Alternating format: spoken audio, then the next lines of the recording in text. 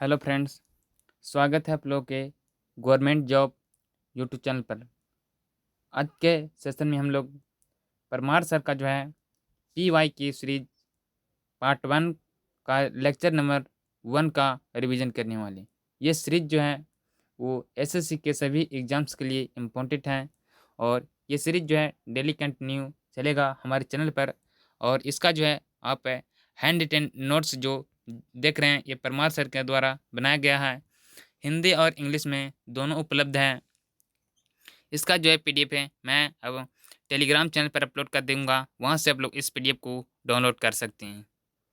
तो वीडियो पसंद आए तो वीडियो को लाइक कर दीजिएगा और चैनल पर नए होंगे तो चैनल को जो है सब्सक्राइब कर लीजिएगा। तो चलिए आज का सेशन स्टार्ट करते हैं। PY Q series lecture number 1। PY Q series का जो है ये पार्ट 5 है और इसका लेक्चर नंबर 1 है। पहला प्रश्न है, भारत में पहला संविधान सभा चुनाव कब हुआ था? तो भारत में पहला संविधान सभा चुनाव 1946 ईस्वी को हुआ था। 1934 में जो है एम एन रॉय द्वारा सर्वप्रथम संविधान सभा की मांग किया गया था। 1935 में जो है और कांग्रेस ने आधिकारिक रूप से संविधान सभा के गठन की बात कही थी। 1936 में जो है कांग्रेस के लखनऊ अधिवेशन में नेहरू जी के द्वारा ये संविधान सभा की मांग जो है किया गया था। और कैबिनेट मिशन योजना जो है 1946 में आया था।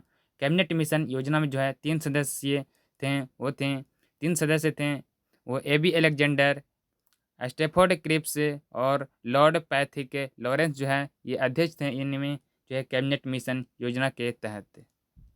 कैबिनेट मिशन योजना के तहत जो है टोटल जो है सीटों की संख्या जो थी वो 389 थी, यानी कि टोटल सीट जो थी वो 389। और 389 में जो है वो 296 जो है सीट इलेक्टेड थे और 93 जो है सीट थे वो नॉमिनेटेड थे। इसमें जो है ब्रिटिश 296 सीट जो थे इलेक्टेड, इसमें जो है ब्रिटिश भारत के प्रांत से थे और देसी रियासतों से थे। ब्रिटिश भारत के प्रांत से जो थे वो 296 थे, इसमें जो है 292 जो थे और गवर्नर के शासन वाले प्रांत से थे और 4 जो सीट था वो चीफ कमिश्नर शासन के प्रांत से 4 सीट था।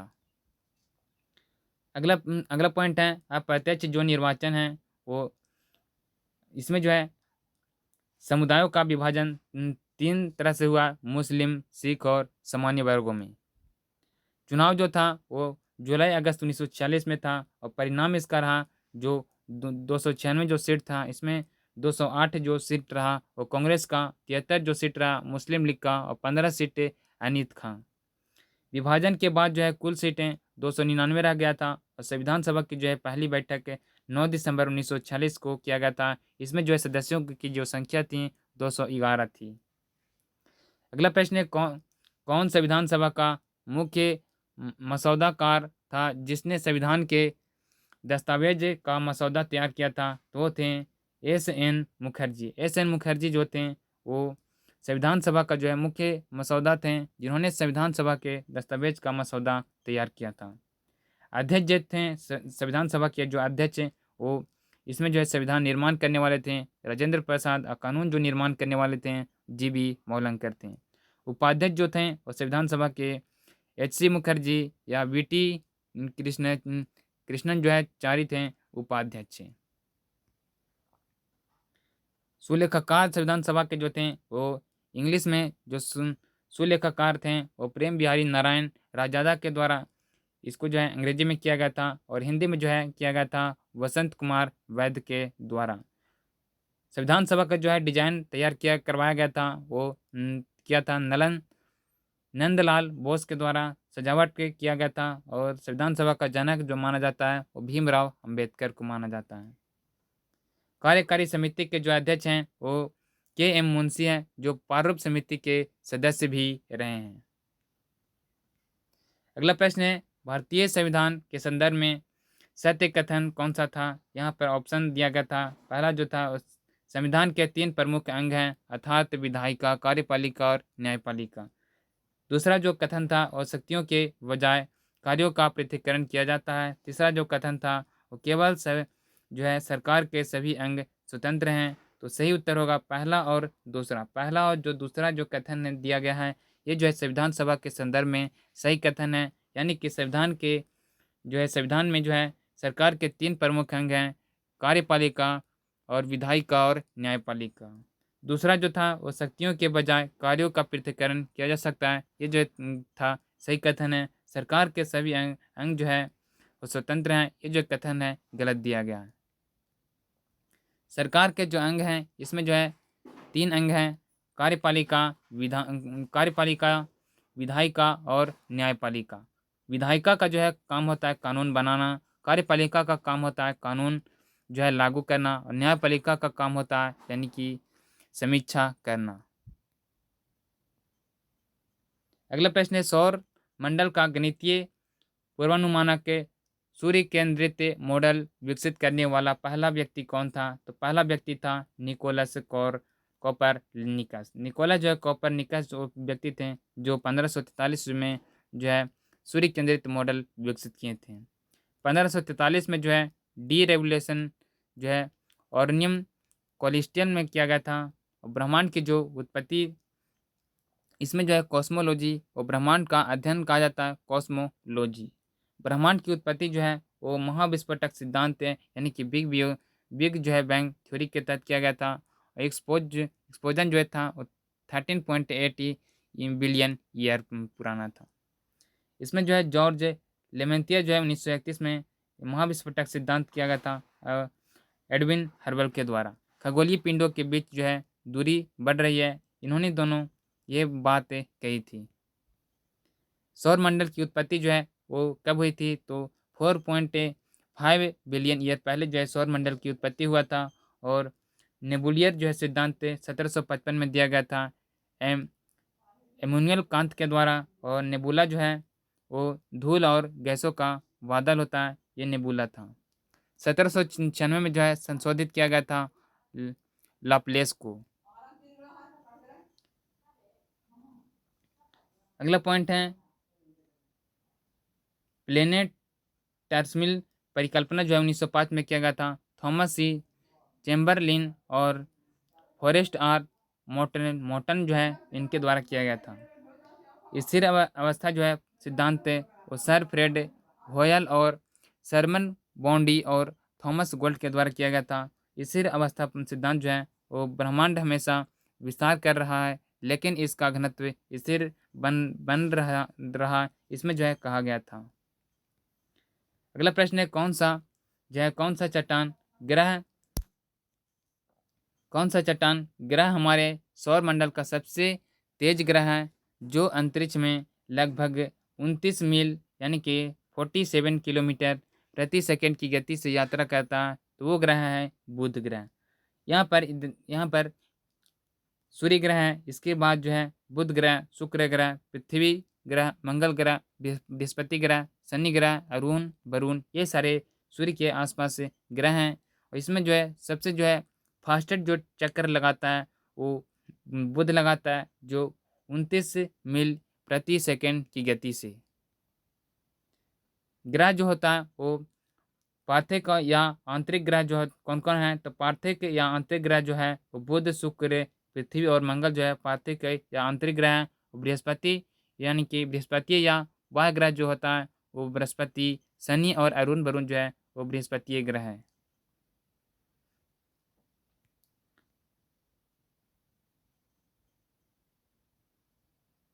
पार्थिव या आंतरिक ग्रह में जो है वो चट्टान जो है वो पदार्थ के बने होते हैं और सतह जो है वो ठोस होती है इसमें, और कम उपग्रह इसमें होते हैं और छल्ले नहीं होते हैं और अपेक्षाकृत ये छोटे होते हैं। घटता क्रम जो है वो आकार में जो है वो ग्रहों के जो है घटता क्रम है। सबसे ज़्यादा जो है बृहस्पति, शनि, उसके बाद अरुण, वरुण, पृथ्वी, शुक्र, मंगल, बुध जो है इनका जो है घटते ऑर्डर है। घूर्णन के हिसाब से जो है सबसे तेज जो घूर्णन करता है वो बृहस्पति जो है करता है 9 घंटा 55 मिनट में। और सबसे जो है धीमा करता है वो शुक्र ग्रह 243 दिन में घूर्णन करता है। परिक्रमण जो है वो सबसे तेज जो है परिक्रमा जो है करता है बुध ग्रह 88 दिनों में। और सबसे जो है धीमा ग्रह जो है धीमा करता है वो वरुण 165 साल में जो है परिक्रमण करता है। अगला प्रश्न है, अंटार्कटिक वृत्त और उत्तरी ध्रुव के बीच के क्षेत्र को क्या कहा जाता है? तो अंटार्कटिक जो है वृत्त और उत्तरी ध्रुव के बीच के क्षेत्र को कहा जाता है शीत कटिबंध। शीत कटिबंध कहा जाता है। यहाँ पर शीत कटिबंध कहा जाता है। यहाँ पर फिगर दिया गया है। जो शीत क्षेत्र है इसको एनपी यहाँ पर है, और शीतोष्ण और उष्णकटिबंधीय जो है क्षेत्र और शीतोष्ण शीत क्षेत्र यहाँ पर है। और इसके बाद जो है नॉर्थ पोल और यहाँ पर साउथ पोल है। अक्षांश में जो है वो काल्पनिक की क्षैतिज रेखा होती है जो पूर्व से दक्षिण की ओर होती है। भूमध्य रेखा से किसी स्थान की कोणीय दूरी होती है। दो अक्षांश के बीच की दूरी जो है लगभग 111 किलोमीटर होता है, और कुल जो है अक्षांश होता है 181। सभी अक्षांशों के बीच की दूरी जो है समान होती है। अक्षांशीय वृत्त जो होता है 179। 0 डिग्री को कहा जाता है भूमध्य रेखा, और 200 जो है 23.5 डिग्री नॉर्थ को कहा जाता है कर्क रेखा, और 23.5 डिग्री जो है वो साउथ को कहा जाता है मकर रेखा, और 66 जो है 66.1/2 डिग्री को यानी कि 66.5 डिग्री नॉर्थ को कहा जाता है अटलांटिक जो है वृत्त, और 66.5 डिग्री साउथ को कहा जाता है अटलांटिक वृत्त। देशांतर के बारे में जो है यहाँ पर कुछ पॉइंट हैं। ग्लोब पर जो है काल्पनिक ध्रुवीय रेखाएं होती है जो उत्तर से दक्षिण ध्रुव को जोड़ती है, और देशांतर में जो है प्रधान समानांतर को सापेक्ष जो है कोणीय दूरी होती है। ये रेखाएं जो है समानांतर नहीं होती है। ध्रुवों से विषुवत रेखा में जो है विषुवत रेखा की ओर जाने पर देशांतरों के बीच की दूरी बढ़ती जाती है। ध्रुवों पर जो है न्यूनतम दूरी और विषुवत रेखा पर अधिकतम जो है वो होता है 111.32 किलोमीटर, और कुल जो है देशांतर होती है 360 है। और 0 डिग्री जो है देशांतर को कहा जाता है प्रधान प्रधान समानांतर या ग्रीनविच मीन समान। 180 डिग्री देशांतर को कहा जाता है अंतर्राष्ट्रीय जो है समय रेखा। अंतर्राष्ट्रीय समय रेखा जो होता है इसको कहा जाता है जिग जैग रेखा। प्रत्येक देशांतर जो है एक महान वृत्त होता है, और 0 डिग्री अक्षांश केवल एक महान वृत्त होता है। 180 डिग्री देशांतर रेखा जो होता है वो प्रशांत महासागर से जुड़ी होती है। यहाँ पर महासागर है। महासागर में जो है घटता क्रम जो है महासागरों की घटता क्रम होता है।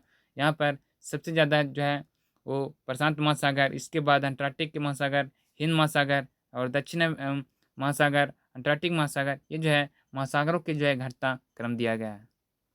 अगला प्रश्न है, भारत के किस भाग में नवपाषाण और मध्यपाषाण चरणों के बीच ओवरलैप में सबसे पहले लोहे की वस्तु दिखाई दी? तो दक्षिण भारत में दिखाई गई थी। यहाँ पर पुरातत्व जो है जे थॉम्सन के द्वारा किया गया था पुरातत्व का। और पाषाण जो है यानी कि पुरातत्व जो है वो यहाँ पर 3 भागों में बांटा गया है। जो है पाषाण युग, ताम्र युग और कांस्य युग। पाषाण युग और ताम्र युग जो है इसको कहा जाता है प्रागैतिहासिक काल। ये जिसमें जो है लिखित साक्ष्य नहीं मिले हैं प्रागैतिहासिक के काल में।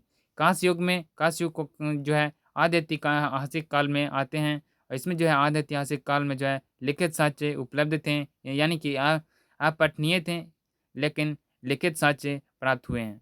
कांस्य युग जो है वो हड़प्पा काल से संबंधित हैं, और कांस्य युग में जो है आयरन या लौह युग इसमें जो है संबंधित हैं।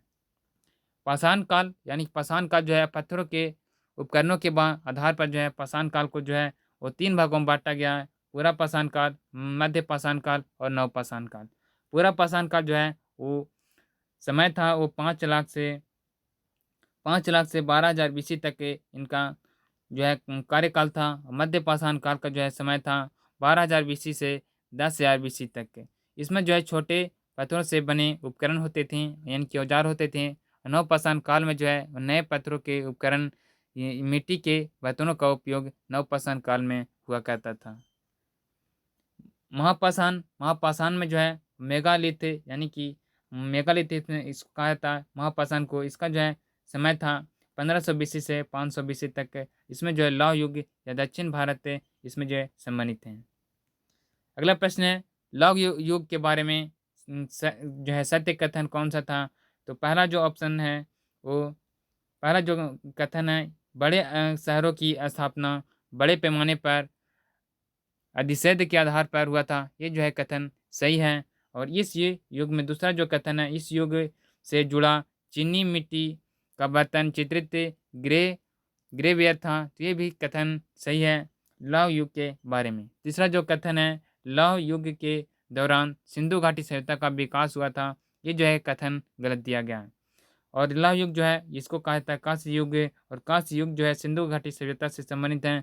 सिंधु घाटी सभ्यता का जो है समय था 2500 बीसी से 1750 से बीसी तक। मृदभांड, मृदभांड में जो है मृदभांड OCP PJW NBJ और NBW, इसमें जो है ग्राफिक मृदभांड कहा जाता है, यानी कि ग्रे रंग के बर्तन इसमें हुआ करते थे, ये नवपाषाण काल में थे। चित्र भूषण बर्तन जो हैं इसमें थे, और ताम्र युग इससे संबंधित हैं, और ताम्र युग जो है और सिंधु घाटी सभ्यता से संबंधित हैं। पूर्व लौह युग जो है वो उत्तरी काले बर्तन इसमें मिलते थे, उत्तरी काले जो है पॉलिश वाले बर्तन जो है उत्तर लौह युग में प्राप्त होते थे। अगला प्रश्न है, दिल्ली सल्तनत के किस राजवंश ने आगरा शहर की स्थापना की थी? तो आगरा शहर की जो है स्थापना करने वाले थे लोधी वंश। लोधी वंश में जो है सिकंदर लोधी के द्वारा किया गया था 1504 ईस्वी में, और इसमें जो है सिकंदर लोधी के द्वारा कविताएं लिखा गया था गुलरुखी नाम से। दोहरी जो है गुंबद की वास्तुकला प्रचलित थी, वो मोट की मस्जिद थी, और गुलाम वंश की जो है वो पीरियड था, यानी कि समय था कब से कब तक चला, तो 1206 ईस्वी से 90 तक इनका गुलाम वंश का शासन रहा, और खिलजी वंश का शासन रहा 1290 से 1320 AD तक। तुगलक वंश का शासन रहा 1320 से 1414 AD तक। सैयद वंश का जो है 1414 से 1451 ईस्वी तक इसका शासनकाल रहा, और लोधी वंश का शासनकाल रहा 1451 से 1526 ईस्वी तक के। अगला प्रश्न है, दिल्ली सल्तनत के संदर्भ में 40 का समूह क्या था? तो 40 का जो समूह था वे ज़्यादातर इल्तुतमिश के शक्तिशाली तुर्की गुलाम थे, जिन्होंने सुल्ताना रजिया की हत्या के बाद के अंतराल में सत्ता संभाली थी। कुतुबुद्दीन ऐबक का जो है शासनकाल रहा 1206 ईस्वी से 1210 ईस्वी तक, और कुतुबुद्दीन ऐबक के द्वारा जो है गुलाम या मामलुक वंश का स्थापना किया गया था, यानी कि गुलाम या मामलुक वंश के जो है संस्थापक थे वो कुतुबुद्दीन ऐबक थे। कुतुबुद्दीन ऐबक की जो है मृत्यु चौगान खेलते समय इनकी होती है। गुलाम वंश में जो है वो कुतुबुद्दीन ऐबक थे, और इसके जो है गुलाम वंश के बाद इल्तुतमिश का जो है शासन काल रहा वो 1210 से 1236 ईस्वी तक। चांदी का टंका जो है चांदी का टंका और तांबे का जितल जो है वो शुरुआत करने वाले इल्तुतमिश ही थे, और इल्तुतमिश के द्वारा जो है इक्ता जो है प्रथा थी उसकी शुरुआत किया गया था, और तबकात नासरी जो है इनके द्वारा शुरू किया गया था। और तबकात नासरी जो है इसमें मिन्हास सीदा द्वारा रचित किया गया था। गुलाम वंश में जो है अगला अगला जो है शासक था वो रजिया सुल्तान। रजिया सुल्तान का जो है शासनकाल रहा 1236 से 40 तक। अपने जो है सभी भाइयों में से सबसे योग्य थी रजिया सुल्तान। अल्तुनिया द्वारा भटिंडा में जो है कैद जो है इनको किया गया था, और बाद में जो है रजिया और अल्तुनिया ने विवाह किया था 1240 में। लौटते समय जो है कैथल यानी कि हरियाणा में खोखर जनजाति द्वारा इनकी मृत्यु होती है। अगला है बलबन। बलबन का जो है शासनकाल रहा 1266 से 1287 तक। चालीसा को जो है वो समाप्त किया था बलबन के द्वारा। राजा की जो है सत्ता यानी कि सर्वोत्तम थी वो बलबन की शासनकाल में। सीधा यानी कि सीधा का मतलब होता है सर झुकाना, और पैगोस यानी कि पैगोस का मतलब होता है पैर चुभना, यानी कि सीधा और पैगोस जो प्रथा थी वो बलबन के द्वारा जो है शुरू किया गया था। अगला प्रश्न है, वह कौन सा अभिनन जो है झिल्ली प्रोटीन है जो टेट्रामर बनाता है और कोशिकीय झिल्लियों में पानी और कुछ छोटे असंशोधित विलेय के पसार को सुगम बनाता है? तो है एक्वापोरिन्स। एक्वापोरिन्स वो जो है अभिन्न जो है झिल्ली है, और सक्रिय जो परिवहन है वो ऊर्जा है। सक्रिय परिवहन कौन सा है? तो सक्रिय परिवहन जो है ऊर्जा है। पहला जो है विसरण। विसरण जो है उच्च सांद्रता वाले क्षेत्र से निम्न सांद्रता वाले क्षेत्र की ओर अणुओं की जो है एक सहज गति करना। इसमें जो है रेट ऑफ फ्यूजन जो है, वो रेट ऑफ फ्यूजन में सबसे ज़्यादा जो होता है वो गैस से, इसके बाद द्रव्य, सबसे जो है कम ठोस का होता है। छोटे आकार के जो है पदार्थों द्वारा, ये उदाहरण इसका है आयन या अणु, जो CO2 और ऑक्सीजन है। सेल्युलर गतिविधियों के कारण जो है CO2 का उत्पादन होता है, और कोशिका के अंदर CO2 की सांद्रता जो है वो ज़्यादा होती है, और CO2 की सांद्रता बाहरी वातावरण में कम होती है। CO2 विसरण के माध्यम से कोशिका से बाहर निकलती है। अगला है प्रासरण, ऑस्मोसिस। ऑस्मोसिस यानी कि ऑस्मोसिस में जो है उच्च और निम्न होता है। इसमें जो है अर्ध परागमय झिल्ली के द्वारा ऑस्मोसिस होता है। और सॉल्यूशन यानी कि विलय, इसमें जो है विलयन बराबर होता है, विलयन द्वारा बराबर होता है विलय प्लस विलायक, यानी कि solution is equal to solute plus solvent. अल्पपराश्री में जो है, यानी कि अल्पपराश्री में सबसे ज़्यादा होता है वो सोल्यूट का, और इसके बाद जो है सबसे कम सॉल्वेंट का। अतिपराश्री में जो है वो जो है सबसे ज़्यादा सॉल्वेंट का, इसके बाद है यानी कि सबसे कम जो है वो सोल्यूट का होता है। इसमें जो है फूल फूल जाती है, और अल्पपराश्री में ये सिकुड़ जाती है। आइसोटोनिक यानी कि समपराश्री में जो है वो सोल्यूट और सॉल्वेंट बराबर होते हैं, यानी कि इसमें जो है बराबर रहता है। यहाँ पर फिगर दिया गया है, फिगर आप देख सकते हैं। हाइपरटोनिक के जो है, और हाइपरटोनिक के, आइसोटोनिक के, यहाँ पे 3 फिगर दिया गया है।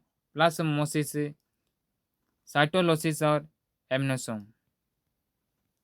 अगला प्रश्न है, निम्नलिखित में कौन सा चित्र पदार्थ की 3 अवस्थाओं के अंतर रूपांतरण को सटीक रूप से दर्शाता है? यहाँ पर फिगर दिया गया है, तो यहाँ पर फिगर आप देख सकते हैं। पदार्थ की जो अवस्था होती है, वो पदार्थ की अवस्था होती है ठोस, द्रव और गैस। और ठोस जो है वो गतिज ऊर्जा में होती है, वो लिस्ट होती है।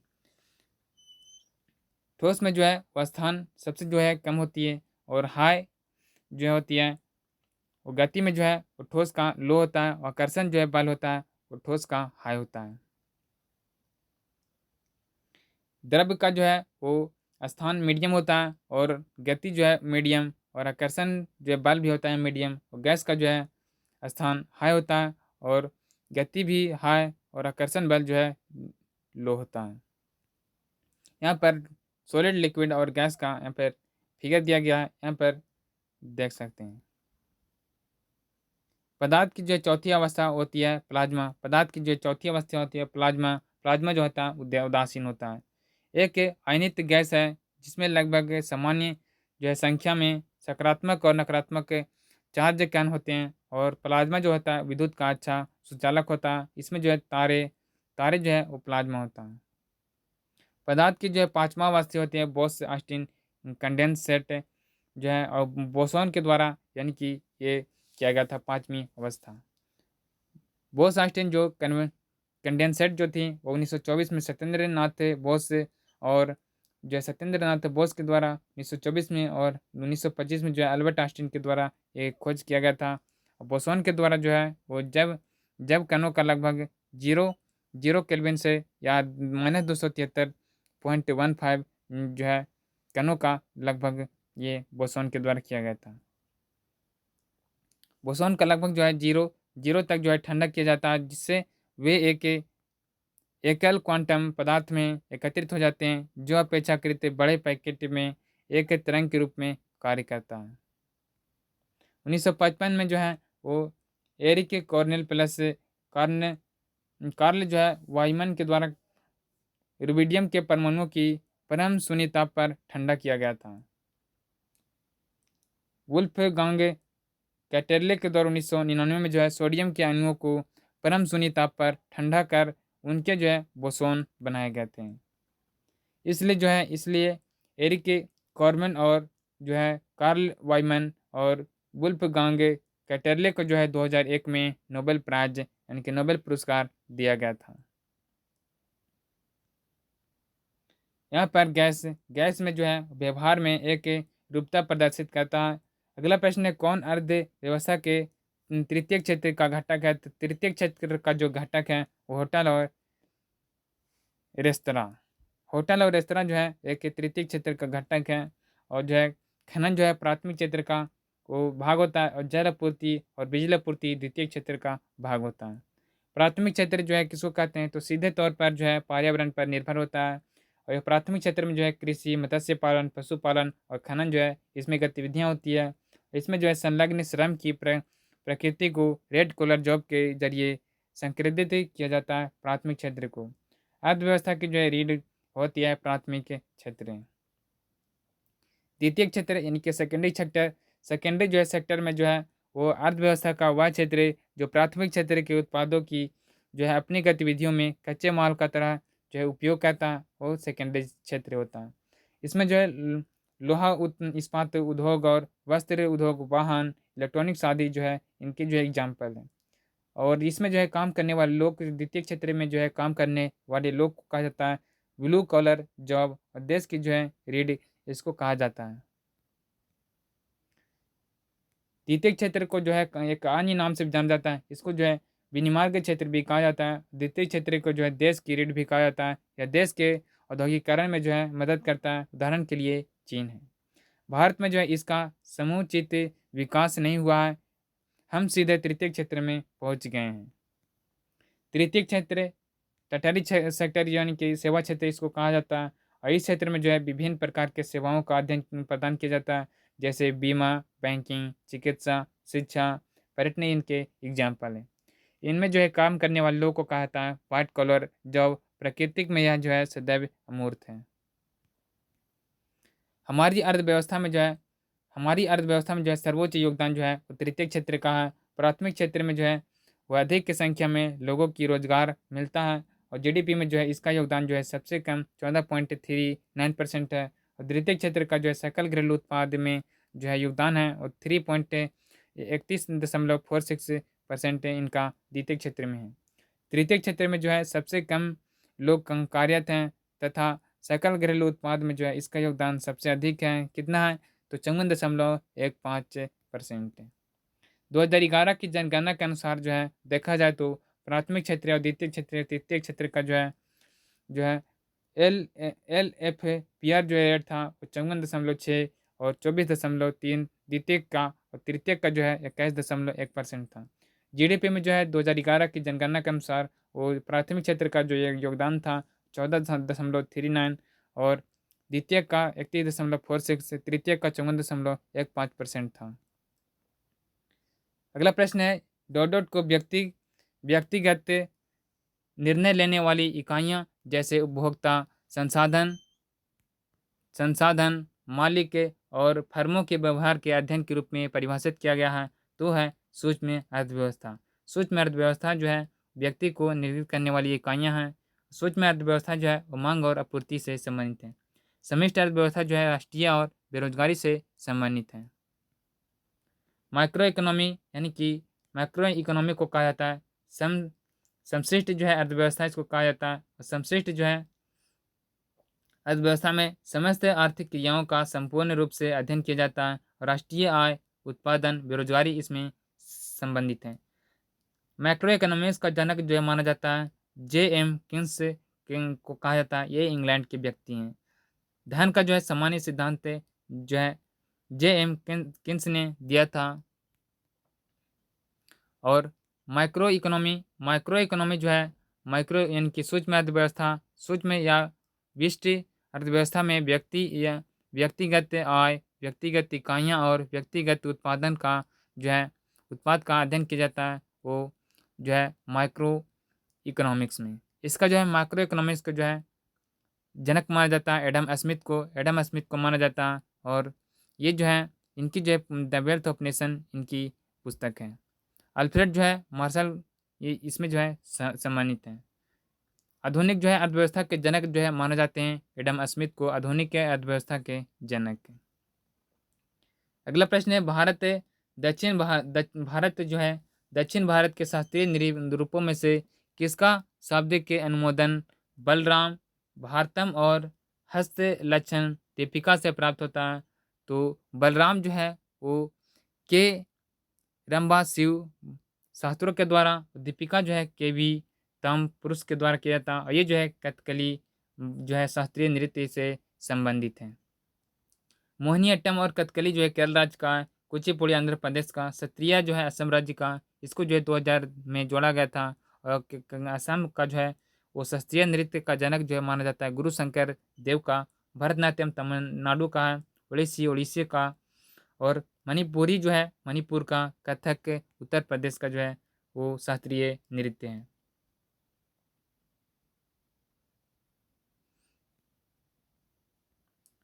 कथकली में जो है वेशम 5 होते हैं, जो व्यवहार माला यानी कि मोहिनीअट्टम होता है। व्यवहार माला में जो है महा मझा मंगलम जो है नारायण बंदूरी था, इनको लिखे थे। कथकली में जो है 5 वेशम होते हैं। पाँचा जो हरे रंग का होता है, काठी, चाकू और थाड़ी जो है और दाढ़ी, यहाँ दाढ़ी इसमें होता है, और खड़ी काला, और मिनुक्कू जो है और प्रभा चमक के, ये जो है कथकली के वेशम होते हैं। अगला प्रश्न है, लोक नृत्य और उससे संबंधित राज्य का गलत संयोजन से चुनना था। तो धनगरी गाजा जो है वो धनगरी गाजा जो है वो महाराष्ट्र का, दांडिया रास जो है गुजरात का है, और डोलसू कुनिया जो है कुनीथा जो है वो कर्नाटक का है। और इसमें जो है 4 ऑप्शन यहाँ पर दिया गया था, तो इसमें जो है कौन सा जो है वो गलत इसमें संयोजन था। तो पाइका जो है केरल का, ये जो है पाइका जो है केरल का है, और जो है झारखंड झारखंड और उड़ीसा छत्तीसगढ़ में पाइका ये किया जाता है। अगला प्रश्न है, महाराष्ट्र से संबंधित है। तो महाराष्ट्र का जो है एक कोहली, बड़ा पाँव लाना, लेजी कहीं की तमाशा कर रही है, दफा ही जा, वरना में मौनी जो ढंग ढंका जो है नाटक करती है उसके पास से चला जाऊंगा, ये जो है महाराष्ट्र के लोक नृत्य का याद करने का ट्रिक है। कोहली कोहली का मतलब होता है कोहली डांस से।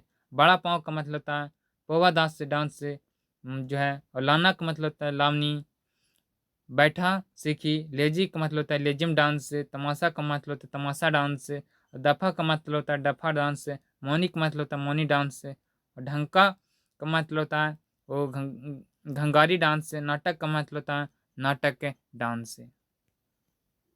ये जो है सारे जो है वो महाराष्ट्र के लोक नृत्य थे।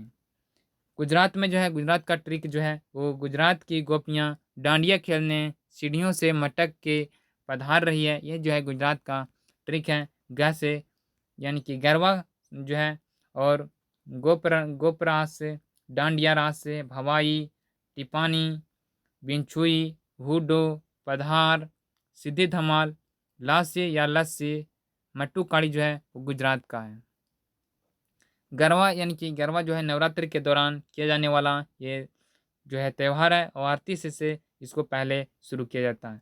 डांडिया जो है आरती के बाद किया जाता है। यह नृत्य जो है माता और महिषासुर के बीच, यानी कि माता जो है इनकी दुर्गा और महिषासुर के बीच जो है नकली लड़ाई को दर्शाता है। टिपानी जो है और चेरवाड़ जिले में कोली और शाखा जनजाति की महिलाओं द्वारा प्रस्तुत किया जाता है। हुडो जो है भारवाड़ जनजाति यानी कि भगड़िया समुदाय द्वारा प्रदर्शन इसको किया जाता है। पधार जो है मछुआरे समुदाय द्वारा जो है, यानी कि मछुआरे समुदाय द्वारा इनके पधार समुदाय के द्वारा पधार जो है नृत्य किया जाता है।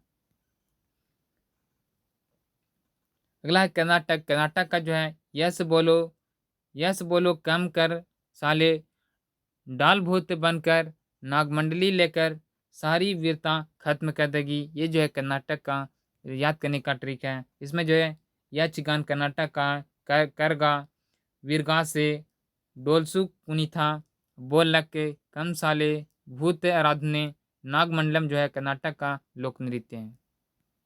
केरल राज्य का जो है वो ओटम थुआल, कलो यहाँ पर काली याटू और कान्या कान्या दुम जो है, और कोडिया दुम और कोला काली, थप्पू काली और कोराबर्ग कली, तिरुधर काली और चक्यार कुथु और थेरम जो है केरल राज्य का ये लोक नृत्य है। ओट्टम जो है थूलाल जो है वो कुंथन नव्यार द्वारा जो है प्रस्तुत किया गया है। और कालियायट्टम जो है वो थेटम के नाम से भी जाना जाता है। यह मालाबार के पवित्र जो है पवित्र खांचों के अनुष्ठानों को दर्शाता है। कोडियाट्टम जो है संस्कृत थिएटर कला है, और कोलाकाली जो है और लाठी लेकर एक घर में जो है घूमना होता है कोलाकाली नृत्य में। अगला प्रश्न है, किस राज्य में डैम डैम में फ्री त्यौहार मुख्य रूप से मनाया जाता है? तो ये असम राज्य में मनाया जाता है। असम में जो है मनाया जाता है। असम का जो है प्रमुख नृत्य जो है वो असम की बहू ने वाई को पटक के रंगीन कर दिया, क्योंकि उसको अली के अबू के साथ मजूली फेस्टिवल देखने जाना था। ये जो है असम राज्य का याद करने का तरीका। असम में जो है बिहू, वाईखो, दहिंग पटकाई, रोंगकेर, अली अली लियांग, अम्बुबाची जो कामाख्या माता मंदिर में जो है किया जाता है, मजूली। और बिहू जो है असम में किया जाता है। बिहू में जो है 3 प्रकार के बिहू होते हैं। बोहाग बिहू जो बैसाख या अप्रैल यानी कि रंगोली इसको कहा जाता है, और माघ बिहू जो माघ यानी कि जनवरी में किया जाता है। भोगाली और काटी जो है बिहू कार्तिक अक्टूबर में किया जाता है, वो कोंगली से संबंधित है। वाइको जो है वो राभा जनजाति द्वारा मनाया जाता है, और फसल पूर्व त्यौहार ये होता है। दही पटकाई जो है असम का है, 3 दिवसीय महोत्सव होता है, जनवरी में किया जाता है। और 3 सुकिया जिले में लेखापनी में ये किया जाता है। और अली अली लियांग जो है वो मिसिंग जनजाति का फसल त्यौहार होता है। अम्बुबाची यह कामाख्या मंदिर में देवी कामाख्या के जो है मासिक धर्म का प्रतीक होता है, और इसे जो है अमेटे या तांत्रिक प्रजनन के रूप में भी किया जाता है। रोंगकेर जो है वो कार्बी जनजाति द्वारा किया जाता है। और जूनबिल मेला जो है इस मेले में वस्तु विलियन प्रणाली के माध्यम से वस्तुओं का आदान प्रदान किया जाता है। बिहार राज्य का जो है प्रमुख त्यौहार है वो शाम का छठ में बहुला सलेस यानी कि सामा चकेला, छठ, बिहुला, और सोनपुर पशु मेला, राजगीर और सलहेस जो है वो बिहार का जो है प्रमुख फेस्टिवल्स है। छठ जो है वो छठ में जो है और सूर्य भगवान और छठी मैया के सम्मान में मनाया जाता है, और कार्तिक माह में ये छठ पर्व होता है। सामा चकेवा जो है वो मिथिला में होता है, और बिहुला जो है अगस्त में। इस त्यौहार में देवी मनसा यानी कि सांपों की देवी की पूजा करते हैं। सोनपुर जो है नवंबर महीना में होता है। और राजगीर जो है महोत्सव 3 दिवसीय महोत्सव होता है। 1986 में जो है इसको शुरू किया गया था। नागालैंड में जो है फेस्टिवल कौन कौन सा है? तो हॉर्नबिल जो 10 दिनों तक चलता है, 1 से 10 दिसंबर तक का त्यौहार होता है। सकरनीय जो है अंगामी जनजाति द्वारा किया जाता है ये। और महोत्सव उत्सव जो है आप जनजाति द्वारा किया जाता है, ओलेंग और मोत्सी। ये नागालैंड का फेस्टिवल्स है। उड़ीसा का फेस्टिवल कौन कौन सा है? तो उड़ीसा का फेस्टिवल है, यहाँ पर ट्रिक है, छः खाई 6 खाई या 9 खाई, ये कौन बताएगा? कलिंग के राजा जी रथ पे बैठे हैं, यानी कि नौर खाई कोणार्क, कलिंग, बाल यात्रा, राजा पर्वा यानी कि या राजा पर्वा या पर्व, रथ यात्रा जगन्नाथ, और छऊ जो है उड़ीसा राज्य का फेस्टिवल्स है।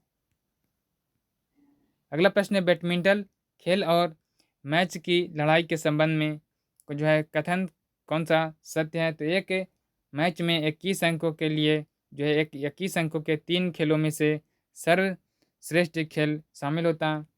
लव यानी कि लव में जो है वो 0-0 होता है, और डिकेट में जो है समान स्कोर होता है। कोर्ट में जो है लंबाई होती है वो 14.4 मीटर, और चौड़ाई जो होती है वो 6.1 मीटर जो है इस कोर्ट में लंबाई और चौड़ाई का जो है अनुपात होता है। नेट ऊंचाई जो होता है 5 मीटर होता है। और पुराना जो है बैडमिंटन का नाम है वो पूना।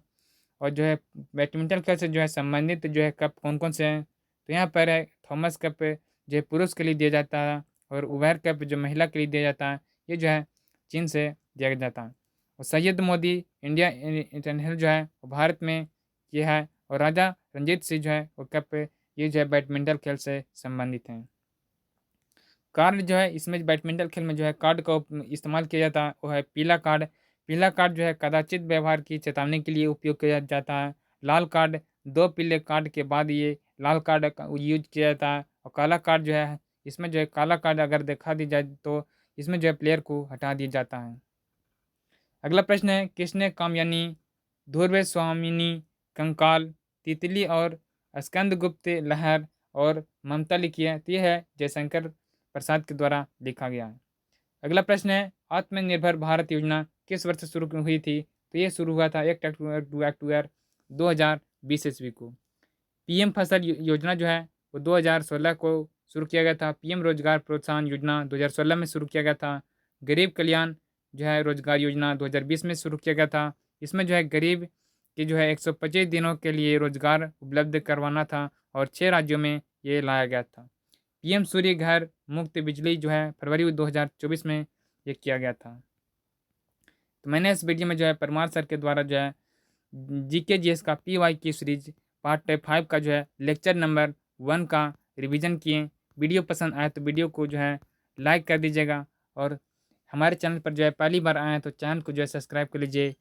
मिलते हैं अगले वीडियो के साथ। जय हिंद।